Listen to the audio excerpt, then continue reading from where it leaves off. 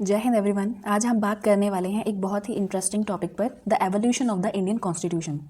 कैसे 1773 के regulating act से लेकर 1949 के कॉन्स्टिट्यूशन ऑफ इंडिया तक हमारी डेमोक्रेसी इवॉल्व हुई। सब कुछ सिंपल और क्लियर तरीके से समझेंगे। सो चलो शुरू करते हैं। सबसे पहला हमारे पास आता है रेगुलेटिंग एक्ट ऑफ 1773, जो कि सबसे इम्पॉर्टेंट एक्ट माना जाता है क्योंकि यही फर्स्ट अटैम्प्ट था कंपनी को रेगुलेट करने का। अभी शुरू से समझते हैं कि जो भी इनका बैकग्राउंड था। जब बैटल ऑफ प्लासी होता है और बैटल ऑफ बक्सर होता है तो जो ईस्ट इंडिया कंपनी है उसकी जो पॉलिटिकल पावर है बहुत ज़्यादा बढ़ जाती है। कंपनी क्योंकि एक्वायर कर लेती है diwani rights from the Mughal empire से, और जो भी रेवेन्यू होता है ना बंगाल, बिहार और ओडिशा का, उनका कंट्रोल कंपनी के पास चला जाता है। और जो ऑफिशियल्स थे बहुत ज़्यादा वेल्थी हो गए थे, बहुत ज़्यादा रिच हो गए थे, तो उस टाइम पे करप्शन होनी स्टार्ट हो गई और एडमिनिस्ट्रेशन भी अच्छे से नहीं चल रहा था। और इवन के फेमिन इन बंगाल भी आया था 1770 में। तो ब्रिटिश पार्लियामेंट डिसाइड करती है पार्लियामेंट्री कंट्रोल। ये तो बैकग्राउंड हो गया। अभी जो इस एक्ट में चेंजेस हुए थे, जो उन्होंने मेन प्रोविजंस करी हैं, वो हम पढ़ेंगे। तो 1773 से पहले गवर्नर ऑफ बंगाल होते थे, उनको इन्होंने चेंज कर दिया गवर्नर जनरल ऑफ बंगाल में। मीन्स जो वॉरेन हेस्टिंग थे वो सबसे पहले थे, और इन्हें असिस्ट करने के लिए 4 मेंबर काउंसिल भी बना दी। नेक्स्ट पढ़ते हैं फर्स्ट स्टेप टुवर्ड्स सेंट्रलाइजेशन। तो जो गवर्नर जनरल ऑफ बंगाल है, जो भी वो डिसीज़न लेते थे, मतलब वहाँ से जो डिसीज़न होके आते थे, वो बॉम्बे गवर्नर और मद्रास गवर्नर को मानने पड़ते थे इन मैटर्स ऑफ वॉर, रेवेन्यू और डिप्लोमेसी के मामले में। मतलब इन 3 चीज़ों के मामले में उन्हें मानने पड़ते थे। तो मतलब एक तरह से ये सेंट्रलाइजेशन हो गया था। फिर 1774 में सुप्रीम कोर्ट बनाई जाती है एट कैलकाटा में as the highest judicial authority in India. एक चीफ जस्टिस होते हैं प्लस 3 अदर जजेस होते हैं, और जो हमारे फर्स्ट चीफ जस्टिस थे वो थे सर एलिजा इम्फे उस टाइम के। तो फिर जो कोर्ट ऑफ डायरेक्टर्स होते हैं कंपनी, जो कि लंदन में है, उस टाइम की जो लंदन में थी, तो वो कमर्शियल पावर्स रिटेन करती थी, पर उनको भी कंट्रोल किया जाने लग गया। तो ये था सबसे पहला एक्ट, रेगुलेटिंग एक्ट ऑफ 1773, जिसमें ये सारे मेजर चेंजेस किए गए थे। आपको याद रखना है गवर्नर ऑफ बंगाल, ठीक है, उससे चेंज करके गवर्नर जनरल ऑफ बंगाल बना दिया गया था। फिर ये कि जो मतलब उनके सबॉर्डिनेट थे बॉम्बे और मद्रास, देन सुप्रीम कोर्ट बना दी गई थी कैलकाटा में। फिर कोर्ट ऑफ डायरेक्टर्स की बात हो रखी थी। तो हम अब बढ़ते हैं नेक्स्ट एक्ट की ओर, जिसे बोला जाता है पिट्स इंडिया एक्ट 1784। तो जो रेगुलेटिंग एक्ट था, उन्होंने तो बड़ा ट्राई किया कंट्रोल करने के लिए ईस्ट इंडिया कंपनी के एडमिनिस्ट्रेशन को, पर बाद में इसमें भी बहुत सारे डिफेक्ट मिले क्योंकि डुअल अथॉरिटी एग्जिस्ट करती थी। अभी डुअल अथॉरिटी का मतलब क्या है कि कंपनी डायरेक्टर्स लंदन में थे और versus governor general in India, मतलब 2 तरह से इस चीज़ को मैनेज किया जा रहा था। तो जो अफेक्टिव कंट्रोल आप कह सकते हो कि बहुत ही कम था। मिसमैनेजमेंट फिर से स्टार्ट हो गई और करप्शन भी फिर से बढ़ गई थी। तो फिर इसी एक्ट में प्रोविजंस आती हैं कि ये सिस्टम इंट्रोड्यूस करते हैं that is called as dual control, मतलब कंपनी प्लस पार्लियामेंट। कंपनी को इन लोगों ने दे दिया कि कमर्शियल फंक्शंस देखो तुम बस, और जो पार्लियामेंट है वो पॉलिटिकल और एडमिनिस्ट्रेटिव मैटर सब देखेगी खुद ही। और secondly board of control setup किया ब्रिटेन में। याद रखना बोर्ड ऑफ कंट्रोल, जिसमें 6 मेंबर्स थे और 2 कैबिनेट मिनिस्टर्स को ऐड किया गया। किस चीज़ के लिए? ताकि सुपरवाइज कर सके, डायरेक्ट कर सके और कंट्रोल कर सके सिविल, मिलिट्री और रेवेन्यू अफेयर्स को। तो कोर्ट ऑफ डायरेक्टर्स, जो कि कंपनी बॉडी थी लंदन में। अभी ये देखो, ये यहाँ पे बोर्ड ऑफ कंट्रोल आ रहा है और यहाँ पे आ रहा है court of directors. Court of directors क्या था, खुद डिसीजन ले सकती थी, पर अप्रूवल चाहिए था उन्हें बोर्ड ऑफ कंट्रोल से। ये बोर्ड ऑफ कंट्रोल जो मैंने यहाँ पे बताया आपको, तो ये इंपॉर्टेंट हो जाता है। फिर उसके बाद आता है जो गवर्नर जनरल ऑफ बंगाल है, बहुत ज़्यादा इंपॉर्टेंट क्लियर अथॉरिटी बन गया था क्योंकि पहले ही वो सबॉर्डिनेट, उसके सबॉर्डिनेट थे मद्रास और बॉम्बे प्रेसिडेंसीज, जो हमने पीछे भी पढ़ा है। तो जब इन्होंने डुअल अथॉरिटी को ख़त्म कर दिया तो ये और ज़्यादा इंपॉर्टेंट हो गया। फिर इन्होंने क्या किया, इन्होंने जो टेरिटरीज़, जो ब्रिटिश पोजेशन थे इंडिया में, जिन्हें इन लोगों ने पॉलिटिकल टेरिटरीज़ कहा, और कंपनी की टेरिटरीज़ जो कि कमर्शियल ट्रेड एरियाज़ थे, उन दोनों को अलग अलग कर दिया कि भाई ये ब्रिटिश पोजेशन में रहेंगी, ये कंपनी की टेरिटरीज़ रहेंगी।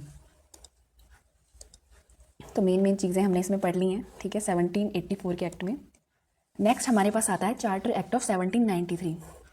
अभी यहाँ से चार्टर शुरू हो रहे हैं। अभी चार्टर होते क्या हैं डिस्कस कर लेते हैं। तो ये देखो, रेगुलेशंस होते हैं जो लोकल रूल्स बनाए गए होते हैं इंडिया में कंपनी ऑफिशियल्स के द्वारा।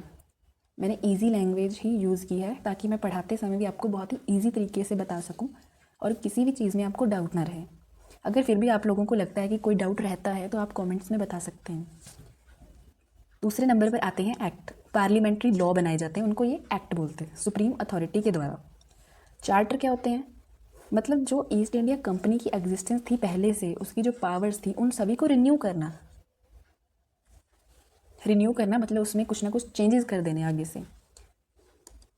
इसी में पढ़ते हैं।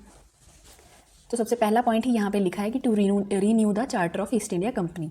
तो जो ट्रेड मोनोपोली थी ईस्ट इंडिया कंपनी की, उसको एक्सटेंड कर दिया गया 20 ईयर्स के लिए। ट्रेड मोनोपोली को जो ट्रेड कर रहे थे ईस्ट इंडिया कंपनी, तो जो भी चार्टर होंगे ना, आपको वहाँ पे 20 ईयर एक्सटेंशन मिलेगी। अभी चार्टर एक्ट ऑफ 1813 आता है, जिसमें कि कंपनी की जो ट्रेड मोनोपोली थी उसको इंडिया में तो ख़त्म कर दिया इन लोगों ने, but except tea and China trade.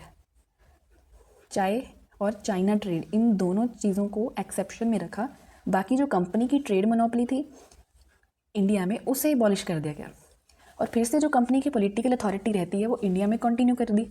जैसे ये देखो, यहाँ पे भी 20 ईयर्स इन लोगों ने रिन्यू करे थे, एक्सटेंड किए थे, और यहाँ पे फिर से कर दिए।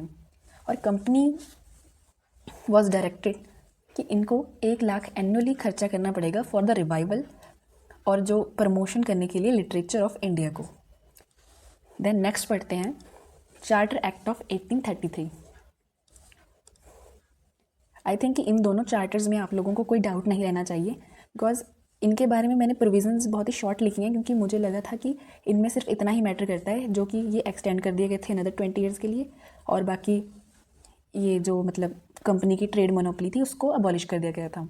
तो मेन चीज़ें इन दोनों चार्टर्स में यही थी।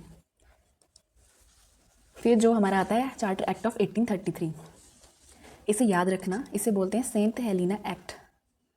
मोस्ट इंपॉर्टेंट है क्योंकि as it centralised power in India.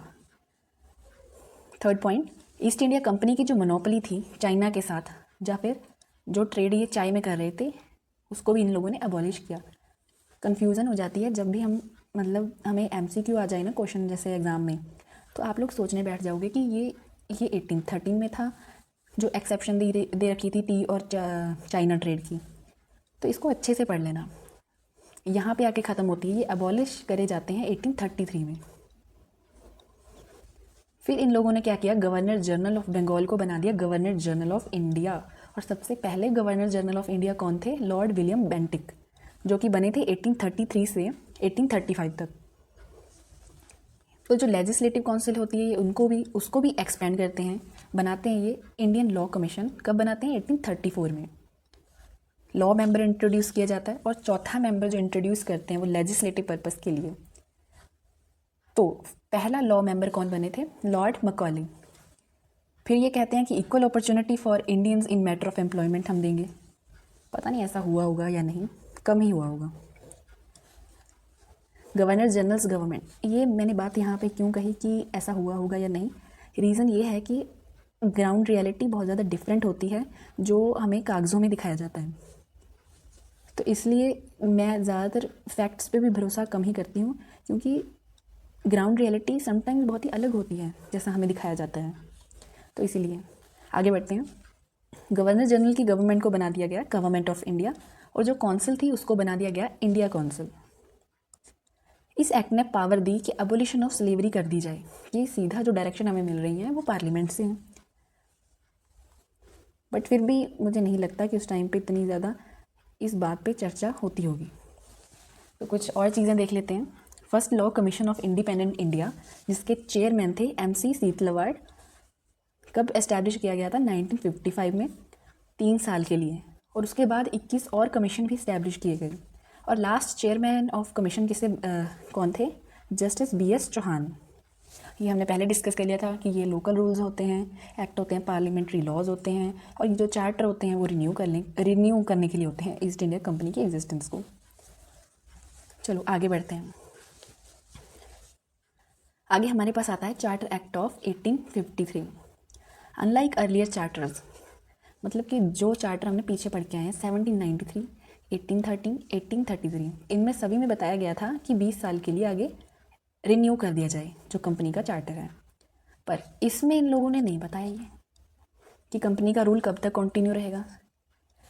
Governor general की काउंसिल को दो तरीके से डिवाइड करते हैं, एग्जीक्यूटिव काउंसिल जो कि एडमिनिस्ट्रेशन देखती है, लेजिस्लेटिव काउंसिल जो कि हमारी लॉ बनाती है। फिर ये लेजिस्लेटिव काउंसिल को एक्सपेंड करते हैं जिसमें 6 एडिशनल मेंबर्स को इंक्लूड किया जाता है और ये ओपन सिस्टम ऑफ रिक्रूटमेंट करते हैं। अभी देखो पिछले ये जो चार्टर था इसमें इन लोगों ने मेंशन किया था equal opportunity for Indians in matter of employment के मामले में, तो आगे इन लोगों ने इस चीज़ पर काम भी किया, इंट्रोड्यूस ओपन सिस्टम रिक्रूटमेंट का इंडियन सिविल सर्विसेज के लिए। और जो हमारे फर्स्ट इंडियन थे जिसने क्लियर किया था सत्येंद्र नाथ टैगोर 1863 में। तो ये तो हो गया चार्टर एक्ट ऑफ 1853। फिर आता है 1858 government of India act rule. जब 1857 में हमारी फर्स्ट वॉर ऑफ इंडिपेंडेंस हुई थी, जो कि हमारा 1857 का जो विद्रोह माना जाता है उसे हम फर्स्ट वॉर ऑफ इंडिपेंडेंस कहते हैं, तो ब्रिटिश क्राउन ने डिसाइड कर लिया कि ऑल ओवर कंट्रोल ले लिया जाए इंडिया पर। और इसकी मेन प्रोविजंस क्या रही थी कि जो कंपनी का रूल होगा, उसकी पावर्स होंगी, उसका रेवेन्यू होगा, सभी हम ब्रिटिश क्राउन को ट्रांसफ़र कर दिया जाएगा। उसी टाइम पे ये बनाते हैं secretary of state for India, एक नया ऑफिस, कहाँ पे, ब्रिटेन में, जिसको कंप्लीट अथॉरिटी दे रखी थी इंडियन अफेयर्स के मामले में। इसमें क्या बनाया गया, इन लोगों ने असिस्ट करने के लिए 50 मेंबर काउंसिल बनाई गई थी। और यहाँ पे क्या चेंज करते हैं ये लोग कि जो गवर्नर जनरल ऑफ इंडिया था उसे इन लोगों ने बना दिया बिकेम वाइस रॉय। और पहले वाइस रॉय कौन हुए थे, लॉर्ड कैनिंग, जो कि 1858 से 62 तक रहे थे। अभी सब कुछ तो इन लोगों ने अपने अंडर ही कर लिया था, ट्रांसफ़र कर लिया, जैसे ये वाले सब्जेक्ट थे पावर, टेरिटरीज, रेवेन्यू, सिविल और मिलिट्री को भी अभी जो था पावर्स वो सारी क्राउन के अंडर आ रही थी। और पॉलिसी ऑफ एनेक्सेशन, ज़्यादातर जो 1857 का, अगर मैं मतलब one of the main reason, अगर एक इम्पॉर्टेंट रीज़न हम इसमें काउंट करते तो डॉक्ट्रिन ऑफ लैप्स भी था, इसको इन लोगों ने ख़त्म किया। फिर जो प्रोक्लामेशन ऑफ 1858 आता है क्वीन विक्टोरिया की तरफ से, तो उसमें ये लोग बताते हैं कि इक्वल प्रोटेक्शन होगा लॉ के अंडर, कोई डिस्क्रिमिनेशन नहीं करेंगे, हम भेदभाव नहीं करेंगे, रिलीजन तुम्हारा क्या है, किस तुम नस्ल से हो, क्या तुम्हारी ज़ात है, और गवर्नमेंट जॉब्स हैं वो सभी के लिए होंगी। चलो जी, यहाँ तक ये कहते हैं। एक चीज़ इसमें से इंटरेस्टिंग सी जो मैं खुद ही बता दूँगी कि जब 1857 का ये रिवोल्ट हुआ था उसके बाद इन लोगों ने जो हमारे देश की आर्मी थी उसको कम कर दिया था, और जो भी लोगों को रख रहे थे इन लोगों ने सीनियर पोजीशन पर नहीं रख रहे थे, उन्हें रख रहे थे लोअर लेवल पे, ताकि वो विद्रोह ना कर सके ऐसा दोबारा। अब हम बात करते हैं इंडियन काउंसिल एक्ट 1861 के बारे में। जब 1857 के बाद क्राउन रूल स्टार्ट होता है तो उसके बाद क्या क्या मेजर चेंजेस आते हैं, तो legislative council of governor general उसको एक्सपेंड कर दिया गया, 6 से 12 इन लोगों ने फिर से एडिशनल मेंबर्स को ऐड किया। सबसे पहली बार इंडियंस को नॉमिनेट किया एज नॉन ऑफिशियल मेंबर्स, और उनमें कौन कौन इंक्लूड थे, Raja of Banaras, Maharaja of Patiala, sir Dinkar Rao. फिर पोर्टफोलियो सिस्टम को इंट्रोड्यूस किया, मतलब जो डिपार्टमेंट्स थे उनको असाइन कर दिया गया इंडिविजुअल काउंसिल मेंबर से। बिगिनिंग ऑफ डिसेंट्रलाइजेशन यहीं से स्टार्ट होती है। हम आपने देखा होगा कि जो पिछले जो लॉज हमने पढ़े हैं, रेगुलेटिंग एक्ट पढ़े हैं, उनमें बताया था कि सेंट्रलाइजेशन चल रही थी। अभी यहाँ पे बात आ रही है डिसेंट्रलाइजेशन की, कि जो लेजिस्लेटिव पावर्स थी वो बॉम्बे और मद्रास को दी गई, पहले नहीं दी गई थी क्योंकि सबॉर्डिनेट चल रहे थे, अभी इनको दे दी गई लेजिस्लेटिव पावर, लॉ बनाने की पावर। बाद में इन लोगों ने एक्सटेंड भी की ये पावर बंगाल तक, नॉर्थ वेस्ट फ्रंटियर प्रोविंसेस तक, नॉर्थ वेस्ट प्रोविंसेस तक, Punjab, Awadh and central provinces, इसको अवध ही पढ़ना, कुछ और नहीं। ऑर्डिनेंस पावर दी गई वाइस रॉय को कि वो ऑर्डिनेंस इशू कर सकता है कि अगर कोई अर्जेंट केसेस आ जाए विदाउट काउंसिल्स अप्रूवल, और ये वैलिड रहेगा 6 महीने के लिए। तो इस प्रोविज़न को आगे कंटिन्यू भी किया हमने, जो हमारे कॉन्स्टिट्यूशन में आर्टिकल नंबर 123 है। नेक्स्ट चलते हैं अगले एक्ट पर। आई थिंक ये आपको क्लियर हो गया होगा प्रॉपर तरीके से, तो आगे बढ़ते हैं। Indian council act 1892, Indian national Congress उस टाइम पे बन गई थी 1885 में, तो इन लोगों ने रिफॉर्म करने स्टार्ट कर दिए थे, और इनको था कि हमें ज़्यादा रिप्रेजेंटेशन चाहिए इंडियंस का, और यहीं से ये लोग अपने बारे में सोचना स्टार्ट करते हैं। हमारे इंडियंस ने सोचना शुरू किया कि हमारा देश है ये, और हम ही यहाँ पे रिप्रेजेंट करने के लिए होने चाहिए। तो इंडियन काउंसिल एक्ट 1892 की जो मेन प्रोविजंस हैं उसमें क्या बताया गया है कि नंबर ऑफ मेंबर्स को इंक्रीज़ कर दिया गया। अभी देखो, मेजॉरिटी इन लोगों ने ब्रिटिश ऑफिशियल्स की ही रखी। फिर आगे ये लोग बना देते हैं सेंट्रल लेजिस्लेटिव काउंसिल, जिसको वाइस रॉयज काउंसिल भी बोलते हैं, और फिर जो प्रोविंशियल लेजिस्लेटिव काउंसिल्स जिनमें आती थी Bombay, Madras, Bengal, North West provinces. Indirect representation in elections, members को नॉमिनेट करा जाता था वाइस रॉय के द्वारा। किसकी रिकमेंडेशन पे? Provincial councils, district boards, municipalities, universities और चैम्बर्स ऑफ कॉमर्स के द्वारा।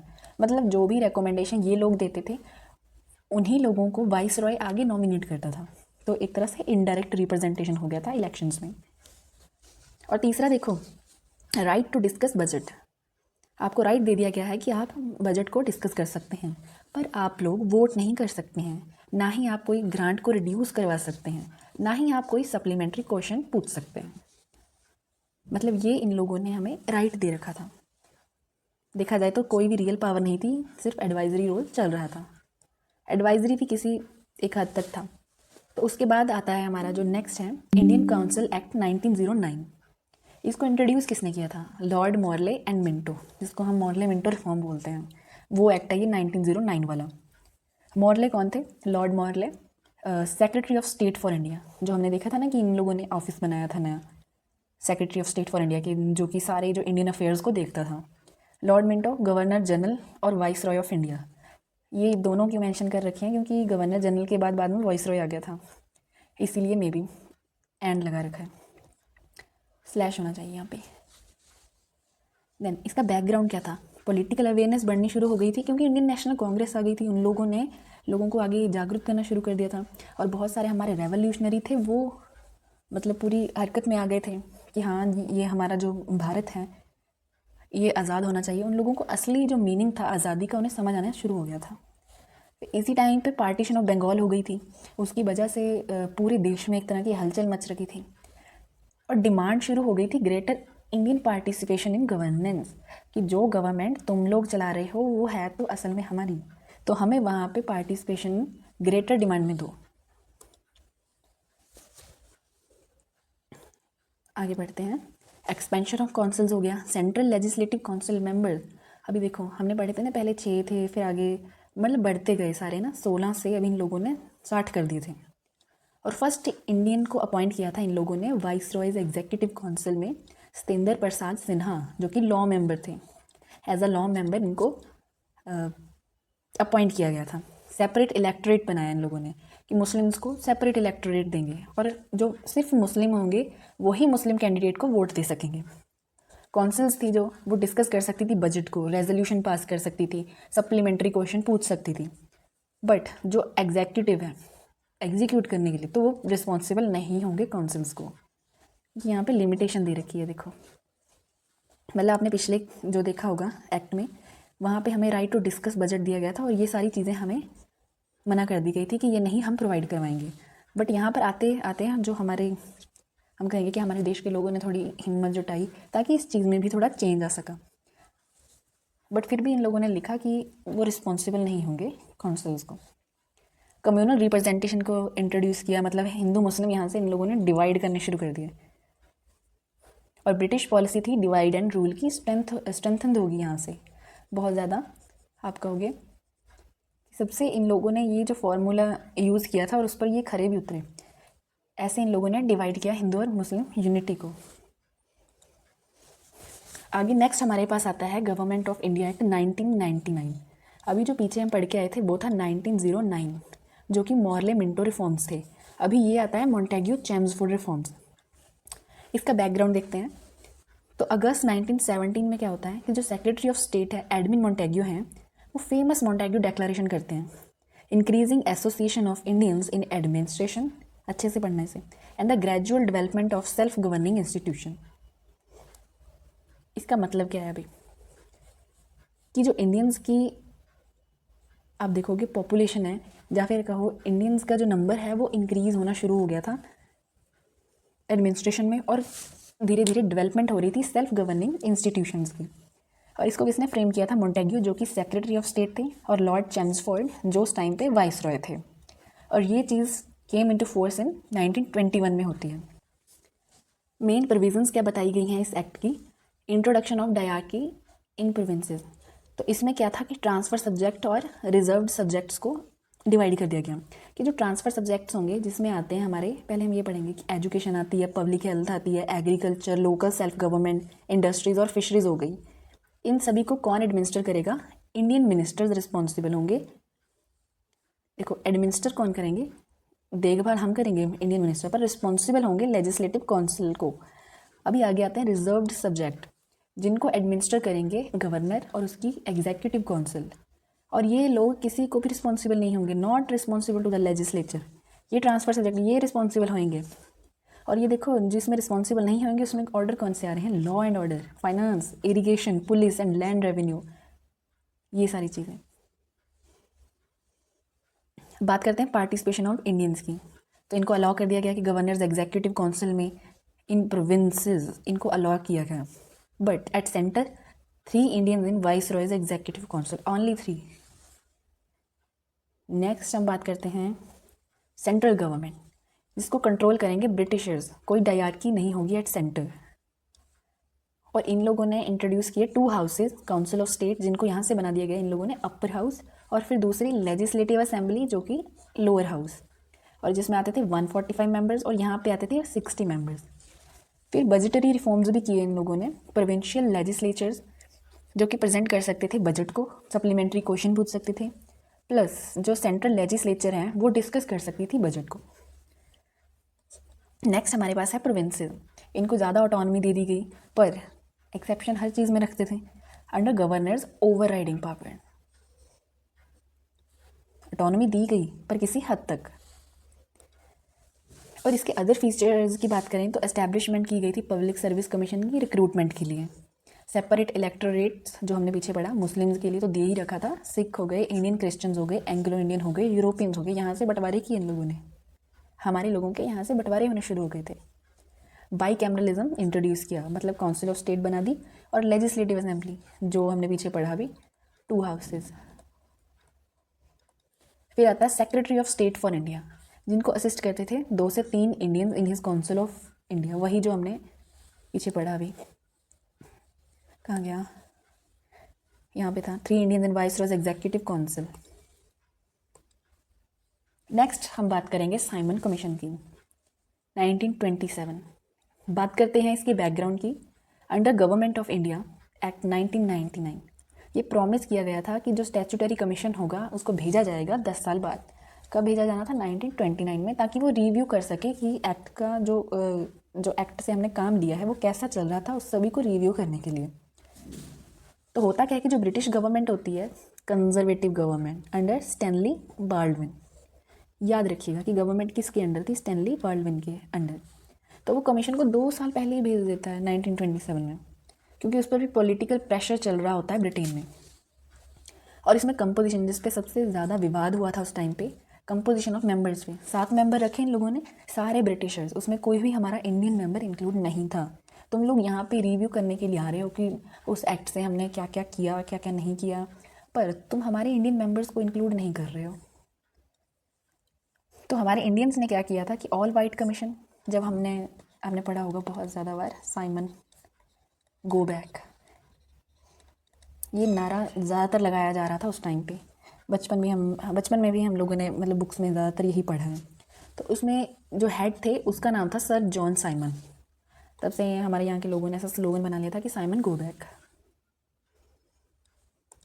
Next, to review the working of the government act, जैसा कि मैंने पीछे आपको बताया कि रिव्यू करने के लिए, कि गवर्नमेंट ऑफ इंडिया एक्ट को देखने के लिए।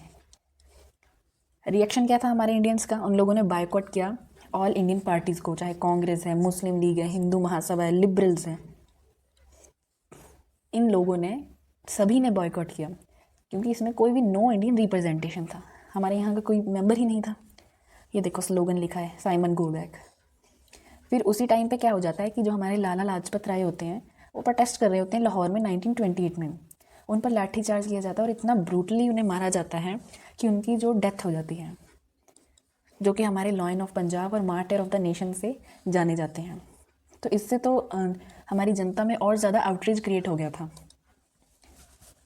नेक्स्ट पढ़ते हैं कि रेकमेंडेशन क्या दी इन लोगों ने साइमन कमीशन की, जो फिर इन लोगों ने रिपोर्ट तैयार की 1930 में। इन्होंने कहा कि फेडरेशन ऑफ इंडिया बनाया जाए, British provinces plus princely states में डिवाइड कर दिया जाए। डायarchy इन प्रोविंसेस, इसको रिजेक्ट कर दिया जाए। रेकमेंड किया प्रोविंशियल ऑटोनॉमी को। माइनॉरिटीज़ के लिए सीट्स को रिजर्व कर दिया गया। सिग्निफिकेंस, इसकी इंपॉर्टेंस क्या थी, क्योंकि नेशन वाइड यूनिटी आ गई थी हमारे लोगों में। सबसे ज़्यादा ज़रूरी चीज़ हमारे लिए यूनिटी ही थी। और अगर ये लोग, जैसे इन लोगों ने अच्छा ही किया था कि 7 मेंबर कमेटी में हमारा कोई इंडियन नहीं लिया, और हमारे लोगों ने और हिम्मत की और उन लोगों ने ये मूवमेंट भी चलाई। पर उस टाइम पे सबसे जो बुरी बात हुई थी कि लाला लाजपत राय की डेथ हो जाती है। नेक्स्ट हम पढ़ते हैं कि नेहरू रिपोर्ट 1928 में बनाई गई, जिसने डिमांड को और ज़्यादा मजबूत कर दिया सेल्फ रूल के लिए। और यही सारी चीज़ें बेसिस बनती हैं आगे जाके हमारा जो एक्ट आएगा ना, गवर्नमेंट ऑफ इंडिया एक्ट 1935, उसी का बेसिस बनती हैं। और यहीं से एक्सपोज कर दी जाती है कि ब्रिटिश इंसेंसिटिविटी क्या है हमारे इंडिया के लिए। तो काफ़ी सारी चीज़ें भी हुई। ये देखो, अभी आगे आएगा गवर्नमेंट ऑफ इंडिया एक्ट 1935, जिसका बैकग्राउंड था based on Simon commission report plus round table conferences जो चली थी 30 से 32 तक। तीसरा आता है वाइट पेपर ऑफ 1933। इन 3 चीज़ों पर जो बैकग्राउंड था गवर्नमेंट ऑफ इंडिया एक्ट का, वो बेस कर रहा था। और यहाँ तक आते आते हमें रॉयल एसेंट भी मिल जाता है, वहाँ से मंजूरी मिल जाती है अगस्त 1935 में। और इसको हम largest plus most comprehensive constitution reform कहते हैं, जो कि ब्रिटिशर्स ने किया था बिफोर इंडिपेंडेंस। करना तो पड़ता ही उन लोगों को, क्योंकि हमारे लोगों ने हिम्मत इतनी दिखाई थी। नेक्स्ट, इसमें क्या हमारी जो मेन प्रोविजंस आती हैं, तो फेडरल स्ट्रक्चर, जो कि कभी इम्प्लीमेंट हुआ ही नहीं। एस्टैब्लिशमेंट करने के लिए कहा गया ऑफ ऑल इंडिया फेडरेशन, मतलब प्रोविंसेस हो गई, प्रिंसली स्टेट्स हो गई, और चीफ कमिश्नर्स प्रोविंसेस, तो इन सभी में बांटने के लिए बोला गया। और वॉलंटरी एंट्री की बात की प्रिंसली स्टेट्स के लिए। ये ना आगे हमारा पॉइंट आएगा जब हम पॉलिटी में ना आगे चैप्टर्स करेंगे, उसमें अच्छे से मैंने लिख रखा है कि प्रिंसली स्टेट्स कितनी थी, और ये जो चीफ कमिश्नर्स प्रोविंसेस थी उसमें कौन कौन आते थे। ठीक है, वॉलंटरी एंट्री के बारे में, फिर बाद में इनको कैसे हमारे जो इंडिया में इंक्लूड किया गया था, जो नहीं आना चाहते थे। अभी यहाँ पे क्या लिखा है, ये क्या था, फेडरल स्ट्रक्चर नेवर इम्प्लीमेंटेड। यहाँ पे इन लोगों ने क्या शर्त के रख दी कि वॉलंटरी एंट्री है, अगर तुम लोगों की इच्छा है जाना तुम जा सकते हो, नहीं जाना तुम्हारी इच्छा है। तो वैसी फेडरेशन तो कभी आती ही नहीं, क्योंकि प्रिंसली स्टेट्स कभी तो कोई भी ऐसा नहीं चाहता कि हम सभी नॉर्मल लोगों में मिल जाएं आके। दूसरा था प्रोविंशियल ऑटोनॉमी, डायarchy अबॉलिश कर दी गई थी प्रोविंसेस में। ऑटोनॉमी दे दी गई प्रोविंसेस को, रिस्पॉन्सिबल गवर्नमेंट के साथ इलेक्ट किया गया इंडियन मिनिस्टर्स को, जो कि रिस्पॉन्सिबल थे लेजिस्लेचर को। अब इन लोगों को जैसे हमारे लोगों को लॉज बनाने के लिए उसकी भी मतलब ऑटोनॉमी दे दी गई थी, पर जो भी सब्जेक्ट हमारे प्रोविंशियल लिस्ट में इंक्लूड थे। अभी देखो, ये डायarchy तो प्रोविंसेस में अबॉलिश की गई थी, बट डायarchy एट सेंटर थी, जिसमें रिजर्व सब्जेक्ट थे, ट्रांसफर सब्जेक्ट थे। रिजर्व सब्जेक्ट में क्या आते हैं, defence, external affairs etcetera under governor general. तो ट्रांसफर सब्जेक्ट में क्या थे, जो कि कंट्रोल करे जाते थे मिनिस्टर्स के द्वारा, जो कि रिस्पॉन्सिबल होते थे लेजिस्लेचर को। फिर इसमें क्या पॉइंट आता है मेन, जो डिवीज़न ऑफ पावर 3 लिस्ट में बांट दी गई, federal list, provincial list, concurrent list. Federal में आते थे 59 सब्जेक्ट, जिसमें डिफेंस इंपॉर्टेंट था, फॉरेन अफेयर्स हो गया, करेंसी हो गई। प्रोविंशियल लिस्ट में आते थे हमारे 54 सब्जेक्ट, जिसमें police, public health. Concurrent list में होती है जिसमें दोनों मतलब बना सकते हैं कानून। 36 सब्जेक्ट इंक्लूड किए गए, क्रिमिनल लॉ हो गया, मैरिज हो गई और बैंक्रप्सी। और जो रेजिड्यूरी पावर्स थी वो गवर्नर जनरल के पास चली गई। By cameralism at centre, federal assembly वही जो लोअर हाउस। फिर आता है काउंसिल ऑफ स्टेट्स, जो कि अपर हाउस बनाया गया। इसमें इनडायरेक्टली इलेक्शन होता है, यहाँ पे पार्टली इलेक्टेड होते हैं और कुछ को नॉमिनेट किया जाता है, जैसा कि हम हमारे जो कॉन्स्टिट्यूशन में अभी भी चलता है। एक्सटेंशन ऑफ फ्रेंचाइज, बट ये जो नॉमिनेशन वाला है ना, ये हमारा राज्यसभा में चलता है, बाकी हम इसके बारे में आगे पढ़ेंगे। Extension of franchise, 10% of population को वोटिंग राइट दिए गए। पढ़े लिखे ही नहीं थे हमारे लोग उस टाइम पे इतने ज़्यादा, बट फिर भी हमें प्राउड फील करना चाहिए कि इन लोगों को आज़ादी का मीनिंग समझ में आ गया था। तो हमारे पास सिर्फ जो 10% पॉपुलेशन को ही वोटिंग राइट दिए गए। अभी आगे फेडरल कोर्ट है, वो इस्टेब्लिश की गई थी 1937 में एट दिल्ली। मतलब हम पढ़ रहे हैं वो सारी प्रोविजंस जो कि गवर्नमेंट ऑफ इंडिया एक्ट 1935 के अंडर आती थी।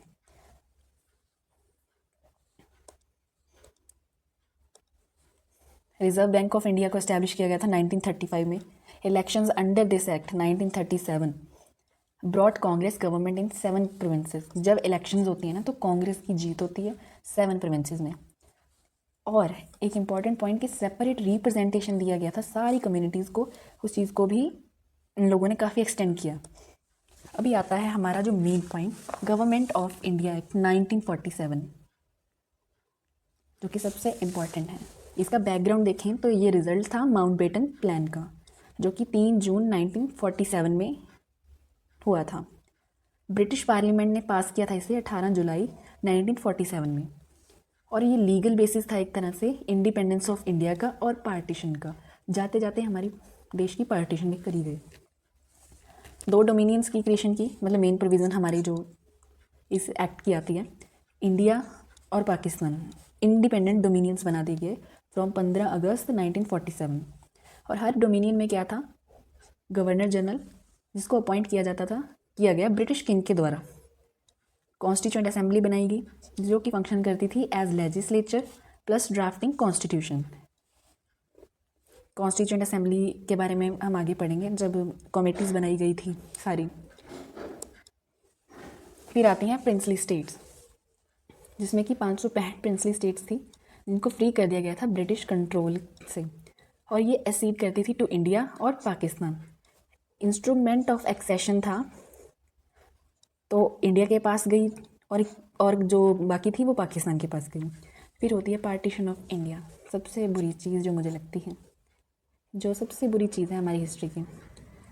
बाउंड्री कमीशन बनाया गया, डिमार्केट किया गया इंडिया को, पाकिस्तान के बॉर्डर्स को, सारा जहाँ से इन लोगों का दिल किया इन लोगों ने लकीर खींच दी। बंगाल की पार्टीशन की, हमारे पंजाब की, सिंध की, नॉर्थ वेस्ट फ्रंटियर प्रोविंस की, बलूचिस्तान की। और पार्टीशन ऑफ प्रोविंसेस कैसे किया गया था, वोटिंग के द्वारा। फिर यहाँ से होता है end of British rule. British जो सुजरेनिटी है ओवर इंडियन स्टेट्स प्रोविंसेस, इन सभी में एंड हो जाती है यहीं से। और स्टेट से हमारी वो फ्री हो जाती हैं कि ज्वाइन करो इधर डोमिनियन को या फिर रिमेन इंडिपेंडेंट। यहाँ से भी बवाल खड़ा हुआ था वैसे, इसके बारे में भी आगे डिस्कस करेंगे आगे आने वाले चैप्टर्स में। बड़ा प्रॉपरली वहाँ पे मैंने मेंशन करवाया है कि जो ऐसी प्रोविंसेस थी, जो स्टेट्स थी, जिन लोगों ने कह दिया कि भाई हम तो इंडिपेंडेंट रहेंगे, ना हमें पाकिस्तान चूज़ करना है ना हमें इंडिया करना है, तो वहाँ पे भी काफ़ी सारा दिमाग लड़ाया गया था। खैर आगे बढ़ते हैं। लेजिस्लेटिव पावर्स, अनलिमिटेड पावर्स दी गई कि अपना कॉन्स्टिट्यूशन बना लो। पावर दी गई टू रिपील करना, अमेंड करना, कोई भी ब्रिटिश लॉ को आप लोग ख़त्म कर सकते हो और अमेंड कर सकते हो, इंक्लूडिंग दिस एक्ट। अगर आप इस एक्ट को भी ख़त्म करना चाहते हैं वो भी कर सकते हैं। यहीं से हमारे लिए जो सबसे अच्छी चीज़ हुई थी कि हमने अपना जो कॉन्स्टिट्यूशन की ड्राफ्टिंग करनी स्टार्ट कर दी थी 1940 में। Abolition of office of secretary of state, secretary of state for India था, वो अबॉलिश कर दिया गया, जिसके पास हमारी जो इंडिया के सारी अफेयर्स, इंडियन अफेयर्स होते जाते थे और उनके बारे में वो डिस्कस करते थे, वो सभी को अबॉलिश कर दिया गया।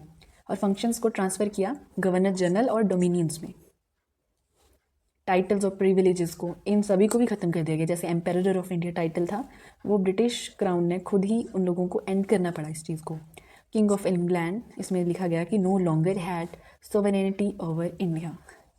यहीं से हमारा जो इंडिया है वो एक नई दिशा की ओर जाता है, और वहीं से हमारा जो कॉन्स्टिट्यूशन की जर्नी है वहाँ से स्टार्ट होती है। तो इसी के साथ ही हमारा